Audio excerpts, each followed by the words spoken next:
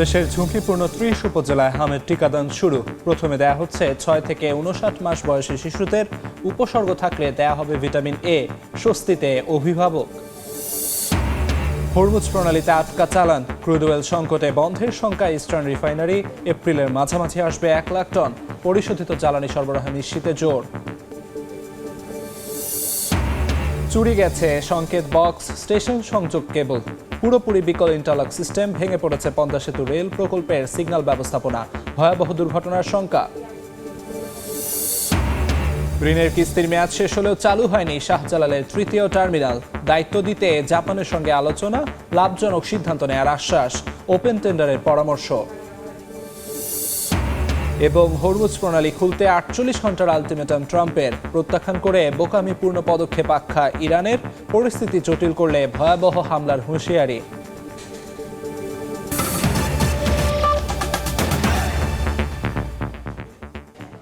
সময় সংবাদের সঙ্গে আছি আমি আমিরুল ইসলাম আলিফ। দেশের ঝুঁকিপূর্ণ ৩০ উপজেলায় হামের টিকাদান শুরু হয়েছে। প্রথম পর্যায়ে দেয়া হচ্ছে ৬ থেকে ৫৯ মাস বয়সীদের। সকালে ঢাকার পাশাপাশি রাজশাহী, বরগুনা, গাজীপুর, পাবনা, চাঁদপুর, চাঁপাইনবাবগঞ্জ সহ বিভিন্ন জেলায় টিকাদান কর্মসূচি শুরু হয়। হামের টিকার পাশাপাশি উপসর্গ থাকা শিশুদের রোগ প্রতিরোধ ক্ষমতা বাড়াতে খাওয়ানো হচ্ছে ভিটামিন এ ক্যাপসুল।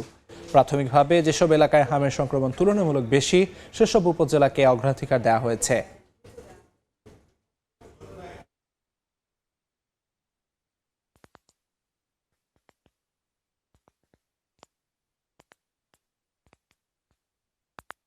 অনেক কমপ্লিকেশনও হয়, অনেক বাচ্চাদের ক্ষেত্রে কিছু বাচ্চা মারাও গেছে। তো আমি চাচ্ছি যাতে আমার বাচ্চা হামের ঝুঁকি থেকে এড়িয়ে থাকতে পারে, সেই জন্যই টিকা দিতে আসা। 28 দিন পূর্ণ না হয়েছে তারা টিকা পাবে না, কিন্তু 28 দিন পূর্ণ হলে পরবর্তীতে আসলে আমরা টিকা দিয়ে দেব। ভিটামিন এ ক্যাপসুল বলেন আর টিকা বলেন পর্যাপ্ত আছে, আমরা এটা নজর রাখছি সবসময়। এই মুহূর্তে ঢাকার নবাবগঞ্জ উপজেলা স্বাস্থ্য কমপ্লেক্সে আছেন সহকর্মী মনির হোসেন। সরাসরি যাচ্ছি তার কাছে। দেশে 18 জেলায় হামের ঝুঁকিপূর্ণ 30টি উপজেলায় শুরু হয়েছে জরুরি টিকাদান কর্মসূচি।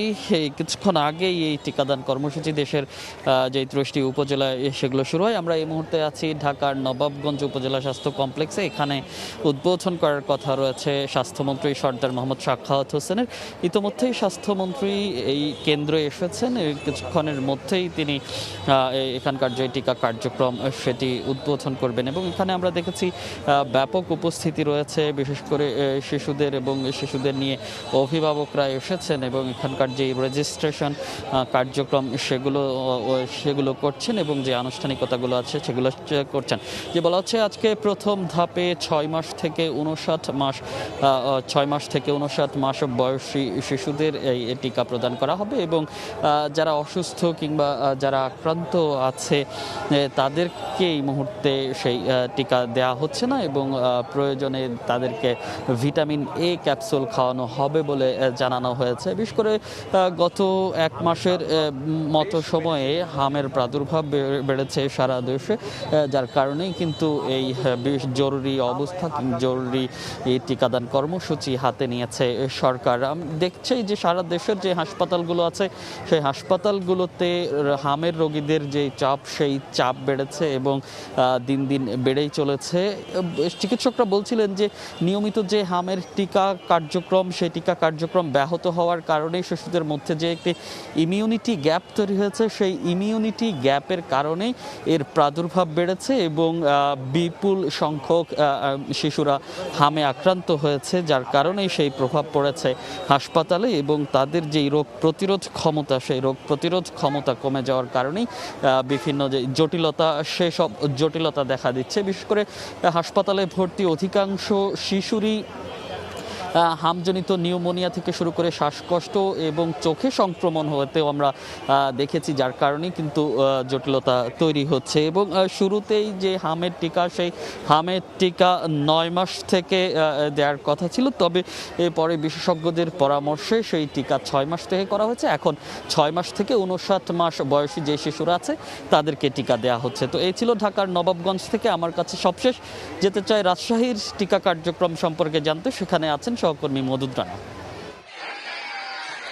প্রতিকূল আবহাওয়া, ঝিরিঝিরি বৃষ্টি হচ্ছে, এর মধ্যেও মায়েরা তাদের শিশুদের হামের টিকা দেওয়ার জন্য কেন্দ্রে নিয়ে এসছেন এবং আমরা যেটি দেখছি লম্বা লাইনে মায়েরা অপেক্ষা করছেন এবং তার বাচ্চাদের যে হামের টিকা সেটি দিচ্ছেন। এই চিত্র রাজশাহীর গোদাগাড়ী উপজেলায়।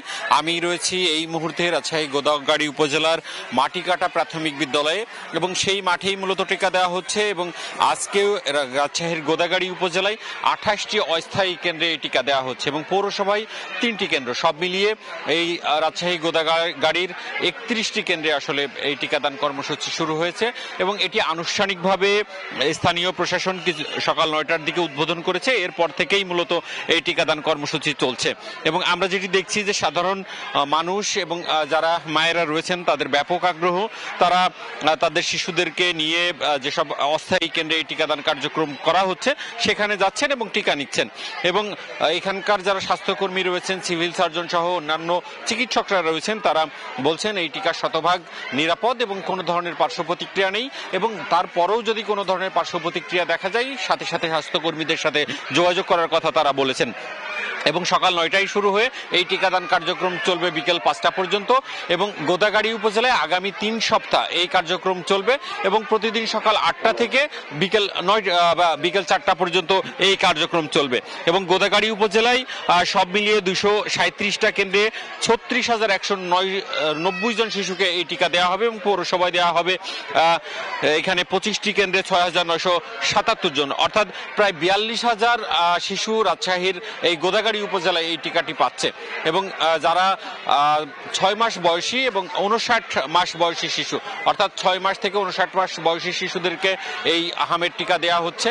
একটি ভায়ালে 5 জন শিশু টিকা পাচ্ছেন। অন্যদিকে তারা যেটি বলছেন যে যারা হামে এরই মধ্যে আক্রান্ত হয়েছেন, অর্থাৎ 6 মাসের নিচের বয়সী শিশু, তাদেরকে আসলে এই টিকা দেয়া হবে না এবং তারা যেটি বলছেন যে যারা এরই মধ্যে হামে আক্রান্ত হয়ে গেছেন তাদের এ ক্যাপসুল দেওয়া হবে এবং সেটি আগামীকাল থেকে এ ক্যাপসুল দেওয়ার কার্যক্রম শুরু হবে এবং রাজশাহীর যে গোদাগাড়ী উপজেলায় এখানে হামের টিকা দেওয়া হচ্ছে সেখানে হামের উপসর্গে 27 জন এখন পর্যন্ত আক্রান্ত হয়েছেন। এর মধ্যে 14 জনকে এরই মধ্যে করোনার যে হামের টিকা সেটি দেওয়া হচ্ছে এবং হামের যে টিকা দেওয়ার সেটি ময়মনসিংহেও হচ্ছে, সেখানকার সহকর্মী সবশেষ জানাচ্ছেন। আজকে ময়মনসিংহের 3টি উপজেলা, ময়মনসিংহ সদর, ত্রিশাল এবং ফুলপুর, এই 3টি উপজেলাকে হামের হটস্পট চিহ্নিত করে আজকে কিন্তু বিশেষ যে হামের বিশেষ টিকার ক্যাম্পেইন সেটি কিন্তু শুরু হয়েছে। আমি এখন আছি ময়মনসিংহ সদর উপজেলার ইসলামিয়া সিনিয়র ফাজিল মাদ্রাসা। এখানে মূলত যারা টিকা নেওয়ার জন্য আসছেন অভিভাবকরা এখানে নিয়ে এসেছেন। যদিও সকাল 9টা থেকে টিকার কার্যক্রম উদ্বোধন করার কথা, কিন্তু যিনি উদ্বোধন করবেন আবু ওহাব আকন্দ সংসদ সদস্য, তিনি এখনো এখানে এসে পৌঁছাননি, যার কারণে কিছুটা এখনো পর্যন্ত বিলম্ব হচ্ছে। তবে যারা অভিভাবকরা কিন্তু ইতিমধ্যে 9টার মধ্যেই আসলে শিশুদের নিয়ে এখানে চলে এসেছেন। আমি একটু জানিয়ে রাখি যে ময়মনসিংহের এই 3টি উপজেলায় টিকা কার্যক্রমের আওতায় লক্ষ্যমাত্রা ধরা হয়েছে 1,54,000 শিশুকে। এর মধ্যে টিকা সরবরাহ করা হয়েছে 1,74,000টি আসলে হামের টিকা। তো যারা এখানে স্বাস্থ্য কর্মকর্তারা এখানে এসেছেন এবং যারা এখানে শিশুদের নিয়ে এসেছেন তারা যেটি বলছেন যে অনেকেই টিকা দিয়েছেন, আবার অনেকের টিকা দেওয়ানো হয়নি। যারা টিকা দিয়েছেন তারা বলছেন যেহেতু সারা দেশের হামের একটি প্রকোপ তারা দেখতে পাচ্ছেন এবং অনেক শিশু মারা যাচ্ছে, কিছুটা আতঙ্কিত হয়ে আসলে যারা ইতিপূর্বে টিকা দেওয়া হয়েছে তারাও কিন্তু এখানে এসেছেন এবং এখানে 6 মাস থেকে শুরু করে 5 বছর বয়সী পর্যন্ত শিশুদের নিয়ে এসেছেন অভিভাবকরা, মায়েরা। তারা যেটি বলছেন যে এই টিকা দিলে যাতে করে হামের প্রকোপ থেকে রক্ষা পাওয়া যায় সেই জন্য কিন্তু তারা ছুটে এসেছেন। আমি একটু জানিয়ে রাখি যে ময়মনসিংহ মেডিকেল কলেজে যে শিশুরা ভর্তি হচ্ছে তার বেশিরভাগই কিন্তু ময়মনসিংহ সদর উপজেলার এবং এই সদর উপজেলা কিন্তু 74% শিশু কিন্তু আক্রান্ত হচ্ছে হামে। তো এই ছিল ময়মনসিংহের অবস্থা। আমরা এখন চলে যাব ব্রাহ্মণবাড়িয়ায়, সেখানে আছেন আমাদের সহকর্মী উজ্জ্বল চক্রবর্তী।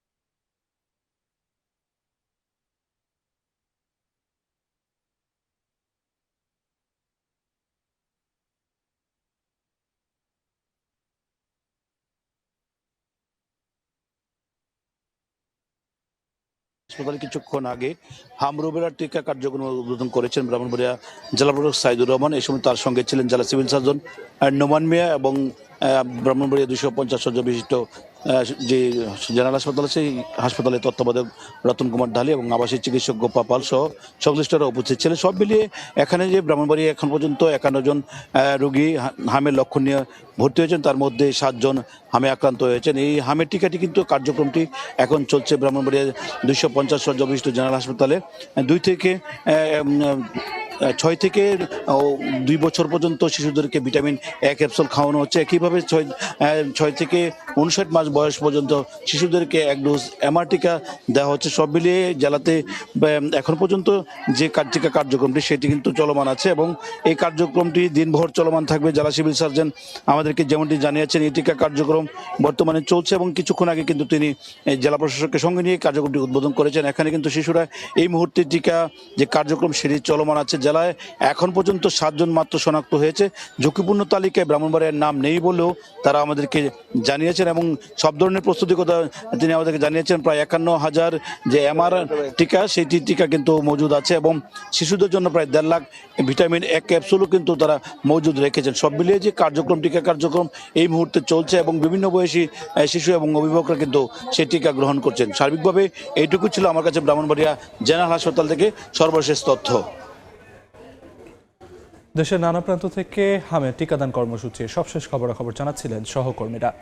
হরমুজ প্রণালীতে আটকা অপরিশোধিত জ্বালানি তেলের 3টি চালান, ফলে কাঁচামালের অভাবে বন্ধ হওয়ার শঙ্কায় দেশের একমাত্র শোধনাগার ইস্টার্ন রিফাইনারি। তবে জ্বালানি বিভাগ বলছে এপ্রিলের মাঝামাঝি বিকল্প রুটে দেশে আসছে 1 লাখ টন অপরিশোধিত তেল। এছাড়া পরিশোধিত তেলের সরবরাহ নিশ্চিত থাকায় সংকটের ঝুঁকি নেই। ফারুক ভূঁইয়া রবিনের রিপোর্ট। দেশের একমাত্র জ্বালানি তেল পরিশোধনাগার ইস্টার্ন রিফাইনারি সৌদি আরব ও সংযুক্ত আরব আমিরাত থেকে আসা অপরিশোধিত জ্বালানি পরিশোধন করে যেখান থেকে বছরে মিলে প্রায় 15 লাখ মেট্রিক টন জ্বালানি তেল। তবে ইরান যুদ্ধের ধাক্কা এসে পড়েছে রাষ্ট্রীয় এ তেল পরিশোধনাগারে। জ্বালানি বিভাগের তথ্য মতে যুদ্ধ শুরুর পর হরমুজ প্রণালী পেরিয়ে দেশে আসতে পারেনি অপরিশোধিত তেলের কোনো জাহাজ। কৌশলগত এই জলপথে বর্তমানে আটকা 3টি চালান, ফলে কাঁচামাল সংকটে ইস্টার্ন রিফাইনারি। মার্চ মাস শেষে মজুদ নেমে এসেছে 30,000 মেট্রিক টনে। পূর্ণ সক্ষমতায় চালালে যা দিয়ে বড়জোর সপ্তাহখানেক সচল রাখা যাবে রিফাইনারি। এই মাসের 2nd উইক থেকে ইয়ারএলের কাঁচামালের একটা গ্যাপ হবে, সেটা হয়তো 10-12 দিনের জন্য গ্যাপটা হবে। জ্বালানি বিভাগ বলছে বিকল্প রুটে 18 এপ্রিল দেশে আসতে পারে 1 লাখ মেট্রিক টন অপরিশোধিত তেল। তবে জাহাজ আসার পরও গভীর সমুদ্র থেকে খালাস কার্যক্রম শেষে ইস্টার্ন রিফাইনারিতে পৌঁছাতে সময় লাগবে দিন 10। এটা আসবে তো ওই উৎস থেকে, কিন্তু ভিন্ন বন্দর ব্যবহার করে আসবে, সেজন্য হয়তো কিছুটা বাড়তি পেমেন্ট দিতে হবে, বাট ওটা আমরা চেষ্টা করছি। আমরা যদি ওই শিপটা পেয়ে যাই তখন আর অসুবিধা হবে না আর কি। বিশেষজ্ঞরা মনে করেন সাময়িকভাবে ইস্টার্ন রিফাইনারি বন্ধ হলেও সংকট এড়ানো সম্ভব। সেক্ষেত্রে ডিজেল অকটেনের মতো অপরিশোধিত তেলের আমদানি নিশ্চিত রাখতে হবে। ইস্টার্ন রিফাইনারি আমাদের শুধু 15%-এর মতো সাপ্লাই দেয়, তো ওইটা ওই সেন্সে কোনো বড় কিছু না। বাট এই অবস্থায় আমাদের ইস্টার্ন রিফাইনারিতে যতটুকুই আমরা পাই এটা খুবই ভালো। কিন্তু কথা হচ্ছে ইস্টার্ন রিফাইনারির উপরে শুধু একমাত্র আমাদের এখন ভরসা করলে চলবে না, আমাদেরকে এই যে রিফাইন প্রোডাক্টটা উপরেই চিন্তা করতে হবে এবং রিফাইন প্রোডাক্টটা যতগুলা সোর্স থেকে আমরা আনতে পারি ওইভাবে চিন্তা করতে হবে। বিশেষজ্ঞরা বলছেন সংকটে কার্যকর করতে হবে সাশ্রয়ী নীতি। ফারুক ভূঁইয়া রবিন, সময় সংবাদ, ঢাকা। তেল নিতে পেট্রোল পাম্পে যানবাহনের দীর্ঘ সারি। এই মুহূর্তে রাজধানীর পরিবাগে আছেন সহকর্মী এম এ আজিম। সরাসরি যাচ্ছি তার কাছে। আমি এই মুহূর্তে রয়েছি পরিবাগের মেঘনা পেট্রোল পাম্পে। এখানে কিন্তু আমরা দেখছি যে সকাল থেকেই কিন্তু দীর্ঘ লাইন ধরে কিন্তু তেল সংগ্রহ করতে হচ্ছে। আমরা এখানকার পরিবেশ যদি একটু দেখাতে চাই, সেক্ষেত্রে বলা চলে এই মুহূর্তে যারা এই যে তেল সংগ্রহ করার জন্য একদম পাম্পের মধ্যে প্রবেশ করতে পেরেছেন তারা কিন্তু প্রায় 3 থেকে 3.5 ঘন্টা আগে কিন্তু লাইনে এসে দাঁড়িয়েছেন এবং এই যে দীর্ঘ অপেক্ষার পর একটু করে পেট্রোল পাম্পের দিকে এগিয়ে এসে আসলে আসলে তাদের তেল সংগ্রহ করতে হচ্ছে। এবং আজকে কিন্তু আমরা দেখছি যে এখানে একটি নির্ধারিত তেল তারা দিচ্ছেন, 600 টাকার মতো মোটরসাইকেলে তেল দেওয়া হচ্ছে এবং 4000 টাকার মতো 2000 টাকার মতো তেল দেওয়া হচ্ছে প্রাইভেট কারগুলোতে। এবং এই যে তেল নির্ধারিত যতটুকু তেল দেওয়া হচ্ছে সেই তেল নিয়ে কিন্তু আসলে যে পরিমাণ লাইনে দাঁড়িয়ে থাকতে হচ্ছে সেটি নিয়ে কিন্তু ক্ষোভের শেষ নেই। যারা আসলে বাইক সহ প্রাইভেট কার নিয়ে তেল সংগ্রহে এখানে এসেছেন তারা বলছেন যে দীর্ঘ অপেক্ষার পর যতটুকু তেল তারা পাচ্ছেন সেই তেল দিয়ে সারা দিনে যে সময়টুকু তারা অতিবাহিত করতে পারেন তার থেকে অধিক সময় তাদের কিন্তু আসলে এই যে পাম্পগুলোতে অপেক্ষায় থাকতে হয়। এবং এই যে ভোগান্তি, সেই ভোগান্তিতে কিন্তু বলা চলে যে আমরা বেশ কিছু পাম্পে আরও অনেক ভোগান্তি দেখেছি, কারণ এই যে দীর্ঘ সারি এটি কিন্তু একদম শাহবাগ পর্যন্ত পৌঁছে গিয়েছে এবং যা কিন্তু অনেক সময় আরও বেশি বেড়ে যায়। অনেক সময় কিন্তু দীর্ঘ লাইনে অপেক্ষায় থাকার পরেও পাম্পে তেল শেষ হয়ে যাওয়া বা বন্ধ করে দেওয়ার ফলে কিন্তু শেষ পর্যন্ত তেল নিতে পারেন না। এই পরিস্থিতির মধ্য দিয়েই কিন্তু আসলে তেল সংগ্রহ করতে হচ্ছে সবাইকে। তো পরিবার থেকে এই ছিল আমার কাছে রাজধানীর পাম্প থেকে সবশেষ। রাজধানীর পরিবার থেকে জ্বালানি সংকটের সবশেষ খবরাখবর জানাচ্ছিলেন সহকর্মী এম এ আজিম। এবার কেরানীগঞ্জের কদমতলীতে গ্যাস লাইটার কারখানায় ভয়াবহ আগুন। উদ্ধার করা হয়েছে 6 জনের মরদেহ। কারখানাটিতে পর্যাপ্ত অগ্নি নির্বাপন ব্যবস্থা ছিল না বলে জানিয়েছে ফায়ার সার্ভিস। স্বাস্থ্যমন্ত্রী জানিয়েছেন হতাহতদের পরিবারকে সহায়তা দেবেন প্রধানমন্ত্রী তারেক রহমান। শনিবার দুপুর 1টা হঠাৎই কারখানার ভেতর আগুন। কিছু বুঝে ওঠার আগেই বাড়ে ভয়াবহতা। কেরানীগঞ্জের কদমতলীতে সেজার্স গ্যাস প্রো নামে লাইটার তৈরির কারখানাটিতে আগুনের খবরে যোগ দেয় ফায়ার সার্ভিসের 3টি ইউনিট। পরে যুক্ত হয় আরও 4টি। 3 ঘন্টার চেষ্টায় নিয়ন্ত্রণে আসে আগুন। কোনোখানে পানি পাই না, আমার বাড়ির তন রিজার্ভ ট্যাঙ্কি তন আমি তালা খোলা দেওয়ার পরে ওখান থেকে পানি দিয়ে প্রথম কাজটা শুরু করছি। পরে বিভিন্ন বাড়ির তন পানি জোগাড় করা আমরা পানি দিছি। স্থানীয়রা জানান কারখানাটি টিন শেড হওয়ায় দ্রুত আগুন ছড়িয়ে পড়ে। বিস্ফোরণ ও আগুনে টিনের চাল ও দেয়াল ধসে পড়ে। মর্মান্তিক এক ঘটনায় স্বজন ও সহকর্মীকে হারিয়ে থামছে না কান্না। গ্যাসের কারখানায় আগুন লাগছে, শেষে আমি দৌড়ে আইসি, আগুন লাগছে। এরকম মা আমি জানটা বাইছে, আমি কোনো রকম আইছি।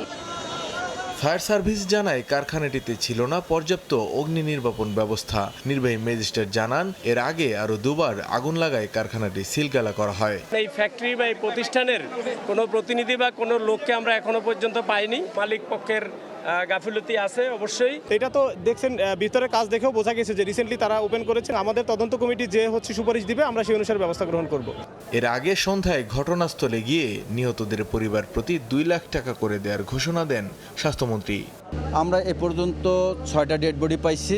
এই এরিয়ার ভিতরে সম্পূর্ণভাবে সার্চ না করা পর্যন্ত আমাদের সার্চিং কার্যক্রম চলবে। ওনাদের চিকিৎসার দেখভাল করতে যত রকম টাকা পয়সা লাগবে মাননীয় প্রধানমন্ত্রী সম্পূর্ণরূপে তা বেয়ার করবেন। উনি অত্যন্ত দুঃখ ভারাক্রান্ত হৃদয়ে শোক সন্তপ্ত পরিবারকে সমবেদনা জানিয়েছেন। ঘনবসতিপূর্ণ এলাকায় এ ধরনের কারখানায় উদ্বিগ্ন স্থানীয় বাসিন্দারা, তাই দ্রুত এসব কারখানা সরিয়ে নেওয়ার দাবি তাদের। মানিক মোহাম্মদ ওমর, সময় সংবাদ। ভেঙে পড়েছে পদ্মা সেতু রেল সংযোগ প্রকল্পের সিগন্যাল ব্যবস্থাপনা। কম্পিউটার নিয়ন্ত্রিত অত্যাধুনিক সিগন্যাল সামগ্রী চুরি হয়ে যাওয়ায় পুরানো পদ্ধতিতে চলছে ট্রেন। এতে কমেছে গতি। যে কোনো সময় ভয়াবহ দুর্ঘটনার শঙ্কা রেলকর্মীদের। সংশ্লিষ্টরা বলছেন চুরি রোধ করা না গেলে বড় হুমকির মুখে পড়বে সার্বিক ব্যবস্থা। নিরাপত্তার দায়িত্বে থাকা রেলওয়ে পুলিশ বলছে সক্ষমতা না থাকায় ব্যর্থ তারা। নাজমুস সালেহীর প্রতিবেদন।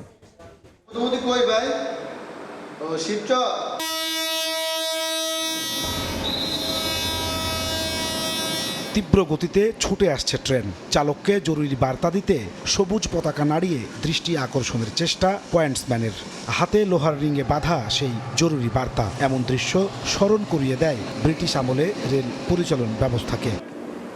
100 বছরের পুরানো সেই পদ্ধতি যেন ফিরে এসেছে পদ্মা সেতু রেল সংযোগ রুটে। সিগন্যালের মালামাল চুরি হওয়ার জন্য রোদ বৃষ্টি ঝড় এটার মাঝেও এটা দিতে হয়।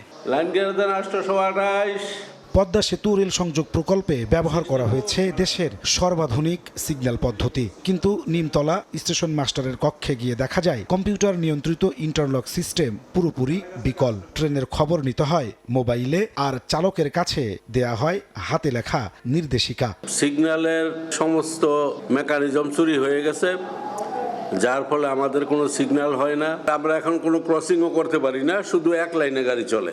এই রুটে রেল লাইনের পাশে বসানো সব সিগন্যাল বক্স চুরি হয়ে গেছে। এমনকি চুরি হয়ে গেছে স্বয়ংক্রিয়ভাবে ট্রেন চলাচলের খবর রেল কর্মীদের কাছে পৌঁছে দেওয়ার সরঞ্জামও। খোয়া গেছে এক স্টেশন থেকে আর এক স্টেশনের সংযোগ কেবল, সংকেত আদান প্রদানের রিলে সিস্টেমও। এদিকে প্রায় 13-14টার মতো ভাঙ্গা চোরাই নিয়ে গেছে। কোনো সিগন্যালে কাজ করছে না, আমাদের মানে হোম পর্যন্ত অথবা আউটার পর্যন্ত গাড়ি পাইলটিং করে নিয়ে আসতে আসছে প্রত্যেকটা গাড়ি।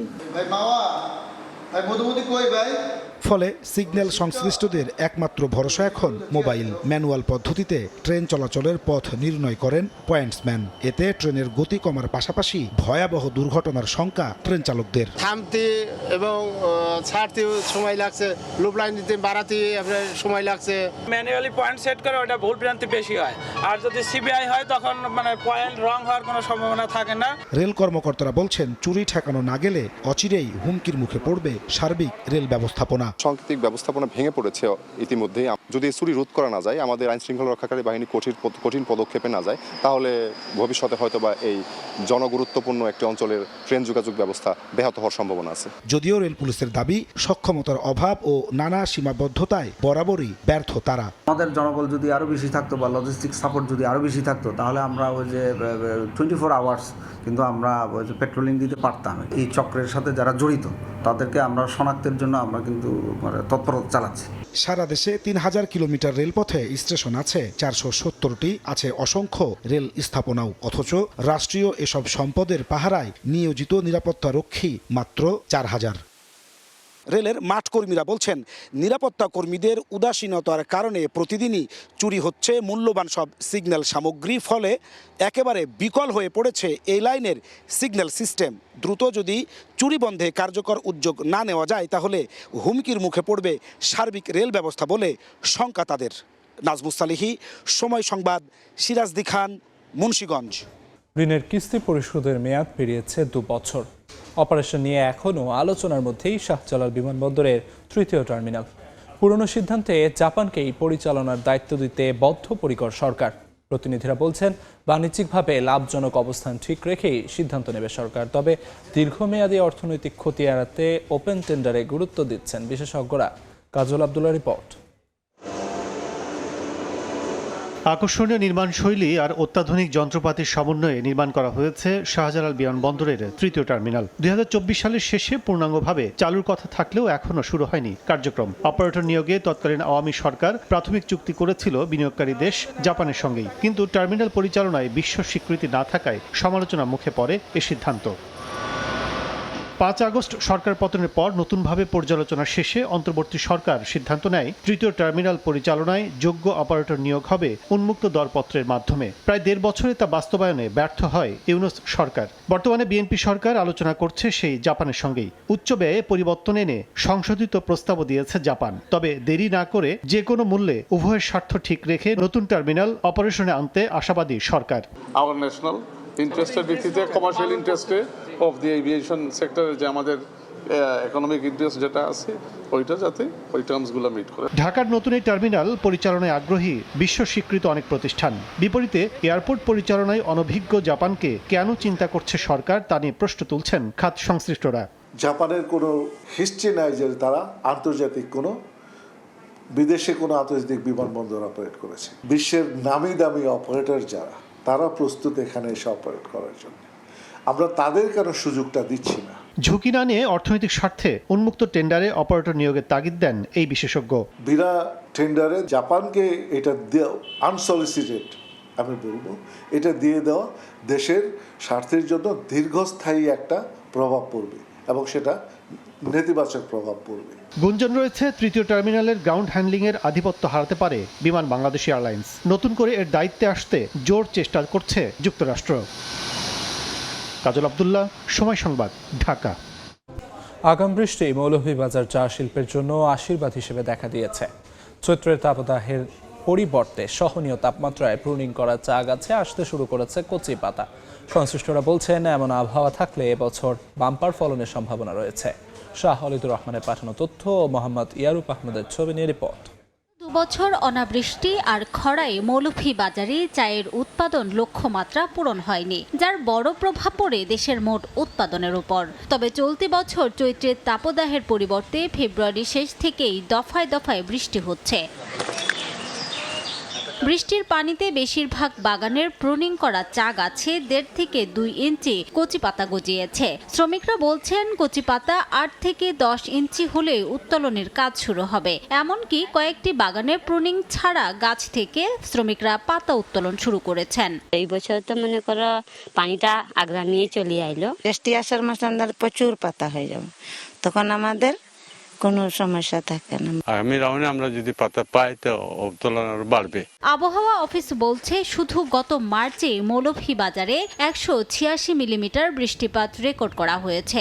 আগামী মাসগুলোতেও বৃষ্টির পূর্বাভাস রয়েছে। বিগত কয়েকদিন ধরেই এখানে বিচ্ছিন্নভাবে বৃষ্টিপাত হচ্ছে এবং আগামী আরো কয়েকদিনও বৃষ্টিপাতের সম্ভাবনা রয়েছে এবং আগামী মাসে বা এপ্রিল মে মাসেও স্বাভাবিক বৃষ্টিপাতের সম্ভাবনা রয়েছে। ব্যবসায়ীরা বলছেন, এমন পরিস্থিতি থাকলে এবছর চায়ের বাম্পার ফলনের সম্ভাবনা রয়েছে।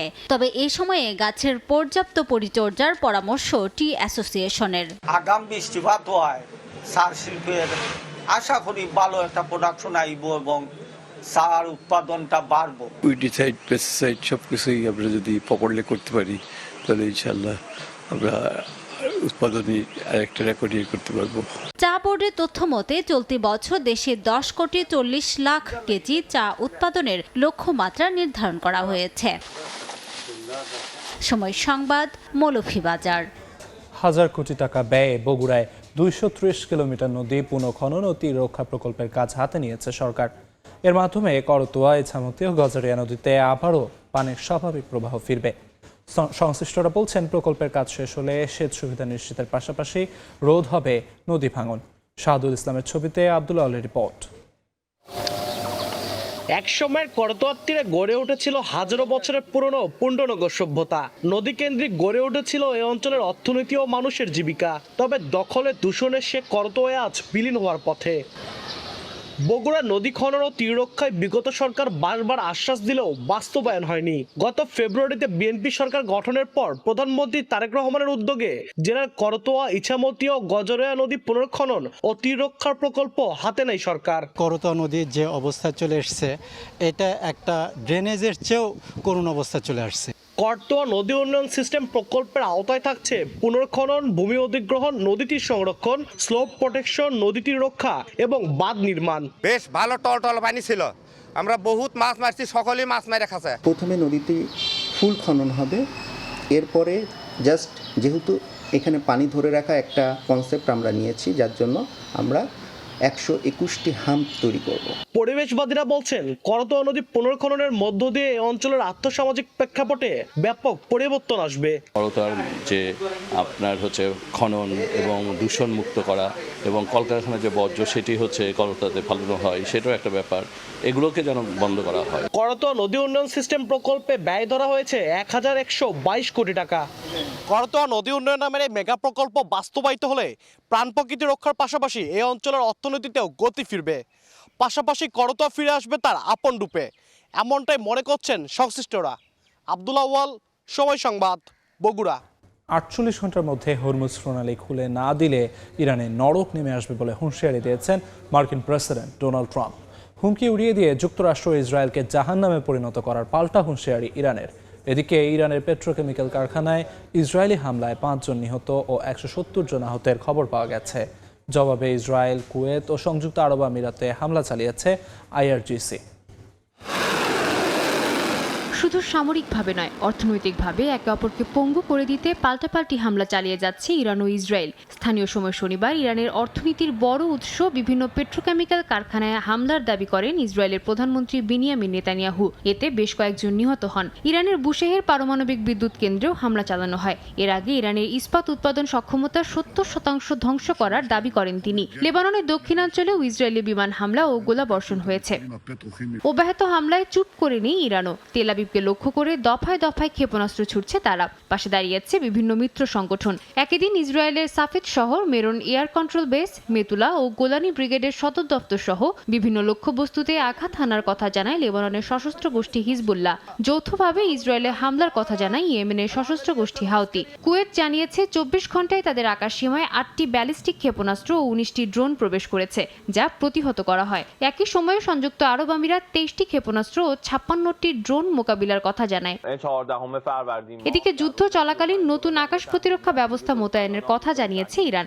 পাশাপাশি নিজেদের আকাশসীমায় পূর্ণ নিয়ন্ত্রণ প্রতিষ্ঠার ঘোষণা দিয়েছে। এদিকে যুক্তরাষ্ট্রে নিহত জেনারেল কাসেম সোলাইমানির আত্মীয়দের আটক করা হয়েছে বলে জানিয়েছে স্টেট ডিপার্টমেন্ট। মধ্যপ্রাচ্য সংঘাতে সবচেয়ে গুরুত্বপূর্ণ দিক হয়ে উঠেছে হরমুজ প্রণালী নিয়ে মার্কিন প্রেসিডেন্ট ডোনাল্ড ট্রাম্পের হুঁশিয়ারি। 48 ঘন্টার সময়সীমা বেঁধে দিয়ে ট্রাম্প বলেন ইরানকে হরমুজ খুলে দিতে হবে, না হলে তাদের উপর নরক নেমে আসবে। বার্তায় আগের 10 দিনের আলটিমেটামের কথা স্মরণ করিয়ে দিয়ে মার্কিন প্রেসিডেন্ট বলেন সময় ফুরিয়ে আসছে। ইরানের কেন্দ্রীয় সামরিক কমান্ড সরাসরি এই হুমকি প্রত্যাখ্যান করেন ও একে অসহায় ও বোকামিপূর্ণ পদক্ষেপ আখ্যা দেন। তারা স্পষ্ট জানান এমন চাপ প্রয়োগে তেহরান নতি স্বীকার করবে না। এমনকি যুদ্ধ বিস্তৃত করলে যুক্তরাষ্ট্র ও ইসরায়েল জন্য গোটা অঞ্চলকে জাহান্নামে পরিণত করা হবে বলেও হুঁশিয়ারি দেওয়া হয়। সাদিয়া তাসনিম, সময় সংবাদ। লা লিগায় পিছিয়ে পড়েও অ্যাটলেটিকো মাদ্রিদকে 2-1 গোলে হারিয়ে শিরোপার পথে আরও এগিয়ে গেল বার্সেলোনা। 2-এ থাকা রিয়ালের সঙ্গে তাদের ব্যবধান 7 পয়েন্ট। রিয়াদের মেট্রোপলিটানোতে অ্যাটলেটিকো মাদ্রিদের চেয়ে শুরু থেকেই বল দখলে এগিয়েছিল বার্সেলোনা। 2 মিনিটে লামিন ইয়ামালের চেষ্টা আলোর মুখ দেখেনি স্বাগতিক ডিফেন্ডারদের দৃঢ়তায়। 7 মিনিটে রাশফোর্ডের ফ্রি কিক রুখে দিয়ে ত্রাণ করতে বনে যান অ্যাটলেটিকো গোলরক্ষক হুয়ান মুসো। 39 মিনিটে বার্সাকে হতাশ করে লিড নেয় অ্যাটলেটিকো মাদ্রিদ। গোল করেন জুলিয়ানো সিমিওনে।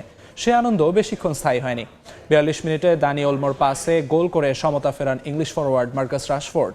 প্রথমার্ধের যোগ করার সময়ে বিপদ বাড়ে অ্যাটলেটিকোর। ইয়ামালকে ফাউল করে লাল কার্ড দেখেন ডিফেন্সিভ মিডফিল্ডার নিকো গঞ্জালেস। দ্বিতীয়ার্ধে অ্যাটলেটিকোর ওপর আরও চাপ বাড়ায় বার্সেলোনা। এবার গোল করেন পোলিশ তারকা রবার্ট লেভানডস্কি। শেষ পর্যন্ত 2-1 গোলের জয় নিয়ে মাঠ ছাড়ে বার্সেলোনা।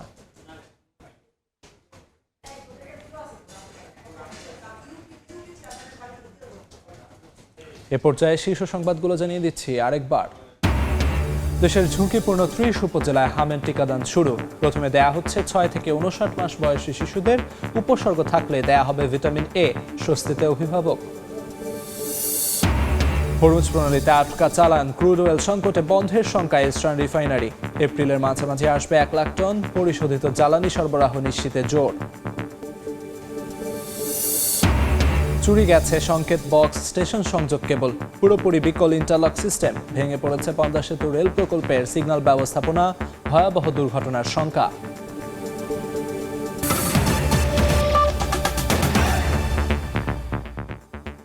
এই ছিল সকাল 10টার সময় সংবাদে। এরপর এ সময়ের বাণিজ্যের সঙ্গে থাকবেন কাজল আব্দুল্লাহ।